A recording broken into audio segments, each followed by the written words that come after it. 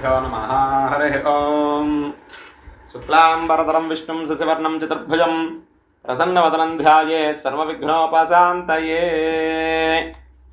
తులారాశి వారికి ఈ వారం ఏ విధంగా ఉండబోతోందో తెలుసుకుందాం. ఈ ఆదివారం నుండి వచ్చే ఆదివారం వరకు ఈ రాశి వారికి ముందుగా మీ జన్మ నక్షత్రం చిత్తా 3-4 పాదాలు కానీ, స్వాతి 1-2-3-4 పాదాలు కానీ, విశాఖ 1-2-3 పాదాలు అయినట్లయితే మీ జన్మరాశి తులారాశి అవుతుంది. ఈ రాశి వారికి ఈ వారం ఆర్థిక వ్యవహారాలు సంతృప్తికరంగా ఉంటాయి. దీర్ఘకాలిక సమస్యలు పరిష్కార దిశగా సాగుతాయి. శత్రుపరమైన సమస్యలను ఓర్పుగా పరిష్కరించుకుంటారు. మీరు చేపట్టిన పనులు కొంత నిదానంగా అయినా సరే పూర్తి చేస్తారు. ఆత్మీయుల నుంచి అరుదైన ఆహ్వానాలు అందుకుంటారు. నిరుద్యోగుల ప్రయత్నాలు ఫలించి నూతన అవకాశాలు లభిస్తాయి.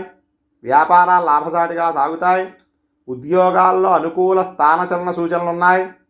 సంతానం విద్యా విషయాలపై దృష్టి ధరించడం మంచిది. దైవచింతన పెరుగుతుంది. చిన్న తరహా పరిశ్రమలకు అధికారుల అండదండలు లభిస్తాయి.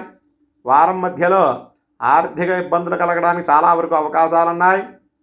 ఆరోగ్య విషయంలో కొంత అప్రమత్తంగా ఉండవలసిన సమయం. ఈ రాశివారు ఇంకా బాగుండాలనుకుంటే హయగ్రీవ స్తోత్రం పారాయణం చేయడం వల్ల కొంతవరకు శుభ ఫలితాలను పొందుతారు. స్వస్తి.